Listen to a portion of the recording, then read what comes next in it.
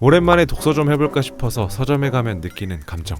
책이 너무 두껍다. 400페이지? 벽돌인가? 권수도 많아서 부담스러워. 그때 제 눈에 띈 얇은 책 한 권. 꼴랑 100페이지밖에 안 되는데 이게 소설 베스트셀러 1위라고? 온라인 서점에서도 전부 1위 먹었네? 유명한 사람들이 추천도 엄청 많이 한 것 같고 뭐 대체 얼마나 대단한 띵작이길래. 그래서 읽어본 오늘의 3분 만두. 이처럼 사소한 것들입니다. 3분 만두. 여기 빌펄롱이라는 이름의 한 남자. 석탄이나 연탄을 팔면서 아내와 5명의 딸을 먹여 살리는 평범한 가장입니다. 크리스마스를 앞둔 어느 추운 겨울날, 펄롱은 수녀원에 석탄 배달을 갔다가 더럽고 초췌한 모습의 여자아이들이 예배당 바닥에 엎드려서 죽어라고 광택을 내고 있는 걸 발견합니다. 아저씨, 우리 좀 도와주세요. 여기서 나가게만 해주세요. 그날 밤 집에 돌아온 펄롱은 아내에게 수녀원에서 있었던 일을 말했지만 살다 보면 모른 척 해야 하는 일도 있어. 아내는 이야기하길 꺼립니다. 며칠 후 또다시 수녀원으로 석탄 배달을 가게 된 펄롱.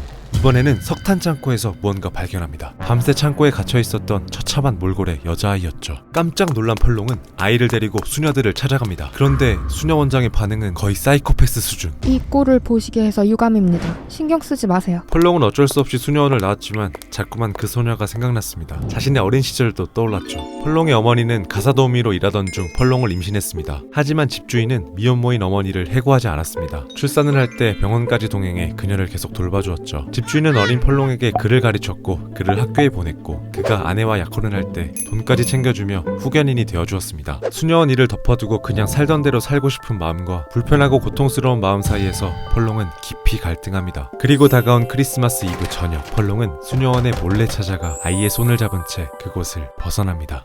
이게 끝이냐고요? 네, 끝입니다. 사실 줄거리는 단순합니다. 마음 착한 아저씨가 수녀원에서 학대받던 소년을 데려옴. 그런데 이 소설의 모티브가 되는 실화가 있습니다. 바로 막달레나 세탁소 사건. 18세기 아일랜드 정부의 지원하에 가톨릭 교회가 운영했던 막달레나 세탁소는 여성들을 교화하고 보호하기 위해 설립됐는데요. 하지만 이곳의 실상은 끔찍했습니다. 미혼모, 매춘부, 성폭력 피해자, 장애인, 일반 여학생 등 수많은 여성들을 감금한 뒤 강제로 일을 시켰고 돈도 주지 않았습니다. 게다가 미혼모가 낳은 아기들을 돈 받고 파는 인신매매까지 저질렀죠. 이곳은 그야말로 지옥. 죽어야만 탈출할 수 있었습니다. 이런 세탁소가 전국에 여러 개 있었는데 마지막 남은 막달레나 세탁소는 무려 1996년까지 이 짓을 했습니다. 이후 연극, 영화 등을 통해 전 세계의 진실이 밝혀졌죠. 소설 속에선 수녀원의 약행이 구체적으로 나오진 않는데요. 책을 읽다 보면 여러 생각이 듭니다. 나라면 어떤 선택을 했을까? 마을 사람들 모두가 쉬쉬하는 수녀원을 등질 수 있을까? 나도 먹고 살기 힘든데 고통받는 타인을 도울 수 있을까? 자칫 어두울 수도 있는 내용이지만 막힘없이 쭉쭉 읽히는 이유. 문장이 깔끔하고 간결하기 때문인데요. 내 많은 작업은 나의 노동의 흔적들을 제거하는 데 쓰인다. 작가인 클레어 키건이 한 말입니다. 즉 쎄빠지게 쓴 글을 지우고 또 지우고 진짜 딱 필요한 핵심만 남을 때까지 지운다는 거. 이 책은 2022년 부커상 후보에 올랐는데 역대 수상 후보 중 가장 짧은 소설이었고요. 작가의 전작인 맡겨진 소녀도 겨우 100페이지 정도입니다. 이 소설 또한 극찬을 받았고 영화도 제작됐죠. 여튼 둘 다 우리 같은 쇼폼 중독자들한텐 딱 맞는 길이.